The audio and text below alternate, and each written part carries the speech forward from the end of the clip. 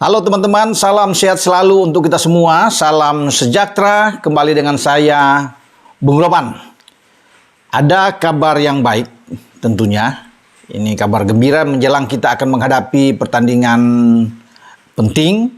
Ya, pada malam ini menghadapi Yordania di grup A Piala Asia U23.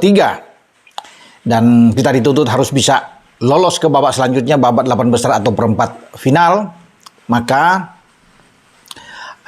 Pak Erick Thohir sebagai Ketua Umum PSSI sudah menyiapkan kontrak perpanjangan dengan pelatih kepala timnas kita, Sintayong. Karena Sintayong sekarang menangani dua tim, timnas senior dan timnas U23 yang sedang berlaga di Qatar. Ya. Dalam sebuah kesepakatan pasti teman-teman juga sudah tahu dari awal, karena ini kesepakatan bukan baru dibikin. Itu sejak dari sebelum tim senior kita berlaga di Piala Asia pada Januari yang lalu juga di Qatar.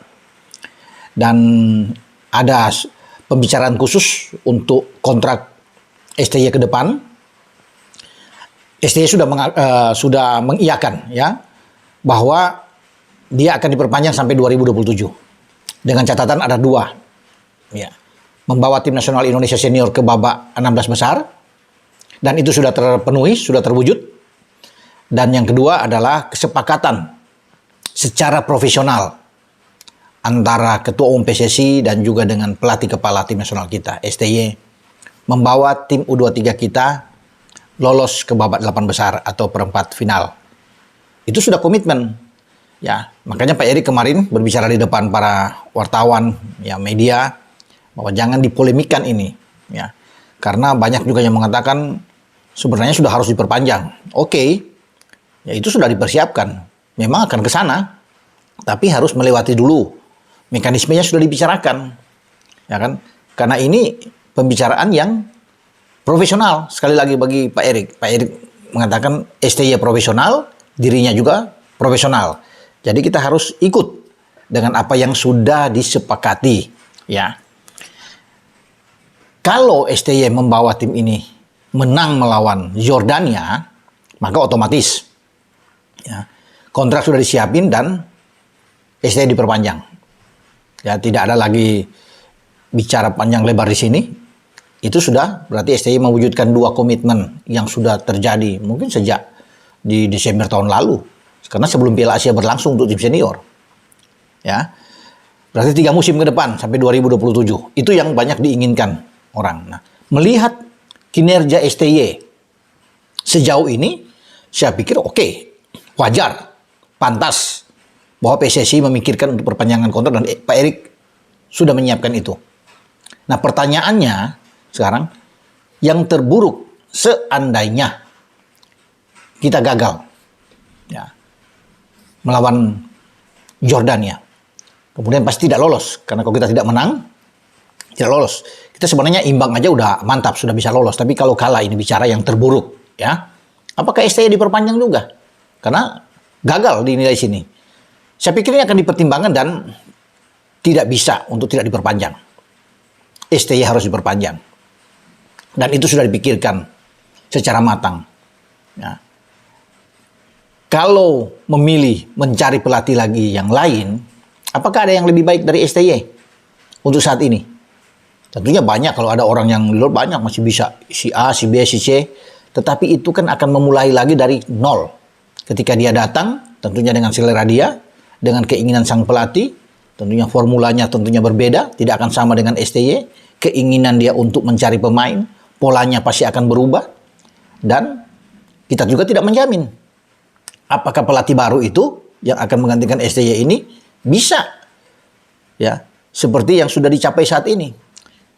Karena di dalam 1 tahun kepengurusan Pak Erick, itu banyak hal yang terjadi dan luar biasa. Di antaranya ketika kita sudah menunggu 17 tahun lamanya ikut Piala Asia di tim senior, kita hadir di Qatar. Ya, kita sukses di Piala Asia U17, walaupun di U20 kita batal jadi tuan rumah. Mendapatkan medali emas setelah lebih dari 30 tahun menanti di SEA Games 2023 yang lalu untuk cabang sepak bola. Ini luar biasa. Mencatatkan sejarah lolos ke Piala Asia U23 untuk pertama kali sejak turnamen ini dibuat atau diselenggarakan pada 2013. Dan sekarang sejarah itu akan bisa aja terjadi ketika kita mampu melewati Yordania dan kita menuju ke babak perempat final. Bahkan STY sudah mengatakan jika sudah ada di perempat final, ya sudah tanggung. Kita harus terus sampai ke babak semifinal karena di sana kita akan beradu untuk bisa meraih salah satu jatah di antara 3 jatah yang langsung ke Olimpiade musim panas di Paris, Prancis. Dengan peringkat keempat masih punya peluang untuk ikut hadir, yaitu melawan wakil Afrika, ya Guinea. Jadi kalau kita peringkat keempat pun kita masih bisa punya peluang untuk ke sana. Dan itu yang menjadi target dari STY. Nah, Pak Erick Thohir tentunya sudah melihat ketika prestasi demi prestasi ini terjadi, pasti sudah disiapkan segala sesuatu. Dan dia akan dikontrak, diperpanjang. Jadi kalau ditanya misalnya ke saya, apakah wajar dia diperpanjang apapun yang terjadi di urut 23 ini? Ya saya pikir wajib untuk diperpanjang STY sampai 2027. Ya kan? Sebenarnya yang harus dilihat itu memang karena ini sudah kesepakatan dari awal, ya. Itu nggak usah di U23. Ketika melihat kemarin kita mengalahkan Vietnam 2 kali saja, di situ sudah bisa menjadi pertimbangan bahwa peluang kita masuk ke putaran ketiga di kualifikasi atau pra-Piala Dunia itu sangat terbuka, di mana kita akan menjamu Irak dan Filipina bulan Juni yang akan datang. Kita sekali menang aja bisa lolos. Di situ juga sudah menjadi acuan, gambaran bahwa kita akan, STY ini akan membawa tim kita ke putaran ketiga. Karena selain yang saya bilang tadi, yang apa yang sudah dilakukan oleh STY, peringkat kita juga di FIFA kan meroket tinggi. Bahkan kemarin FIFA sudah mengumumkan satu-satunya negara yang paling signifikan untuk naik, yaitu Indonesia di dalam peringkat ya. Kita sempat 8 peringkat naik, luar biasa, dari 142 ke 134 sekarang. Bahkan kalau kita bisa mengalahkan Irak dan Filipina, kita bisa ada lebih di atas lagi peringkat kita. Bisa 5-6 peringkat lagi kita bisa naik, ya. Dan itu semua pencapaian yang tidak mudah. Karena ketika dia datang pada 2019 kan peringkat kita di 172. Kalau nggak salah, ya. Ada di sana. 17 atau 174, sekitar situlah peringkat Indonesia. Perlahan-lahan STY mulai membawa tim ini jauh lebih baik. Tentunya dengan perubahan yang ada, pemain-pemain naturalisasi yang banyak yang datang, ya, kemudian sekarang sudah resmi menjadi WNI warga negara Indonesia dan bermain untuk tim Merah Putih. Itu segala upaya yang harus dilakukan oleh STY, memotong 1-2 generasi sehingga dia mendapatkan pemain-pemain yang bagus. Tanpa juga mengejampingkan yaitu pemain-pemain muda kita. Karena itu kan diberi kesempatan di U23 sekarang sudah kelihatan. Ya, bagaimana dia memberikan kesempatan. Ada 9 pemain, ya, kalau nggak salah itu yang sukses merebut medali emas di SEA Games kemarin. Ya, setelah kita mengalahkan Thailand di final. 9 diantaranya itu, termasuk kapten ke-11an U23 kita, Rizky Ridho yang di dalam. Ya, bahkan ada 10 yang sudah terbiasa bermain di tim nasional senior yang ada di U23 sekarang. Jadi memang luar biasa. Cara STY bisa membawa tim ini, pemain-pemain muda yang matang di tim senior. Ya, kita tahu bersama kan ada Marcelino, ada Witan di sana. Bagus, ada Pratama Arhan. Ya, sekarang sudah ada dengan Ivar Jenner, ada Rafael Struijk yang berkembang dengan sangat baik. Ada Justin Hubner, ada Nathan Cho bermain, ada Muhammad Ferrari. Sudah ada apalagi penjaga gawang Hernando Ari ada di sana. Jadi ini tim yang sangat oke, ya. Dan wajar, pantas sekali lagi Pak Erick mempersiapkan itu untuk perpanjangan sampai 2027. Makanya kan ini hanya persoalan waktu saja bagi STY. Jadi buat saya, ya, mau gagal atau tidak gagal di 23 ini bukan sebuah ukur, walaupun memang sudah kesepakatan sudah ada, tapi tetap dia akan diperpanjang. Percayalah teman-teman semua, tidak mungkin Pak Ketua Umum akan tidak memperpanjang STY, karena itu tadi, pelatih mana mau dicari lagi dalam waktu dekat ini.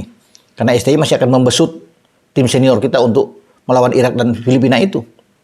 Kan sedikit agak lucu kalau dia gagal di sini tapi kemudian membawa tim ini lolos ke putaran ketiga, walaupun sudah kesepakatan tidak ada, ya, karena gagal melawan Yordania, tapi kita sukses ke putaran ketiga. Itu yang harus dilihat, karena peringkat FIFA itu kan dinilai dari tim senior, bukan tim U23.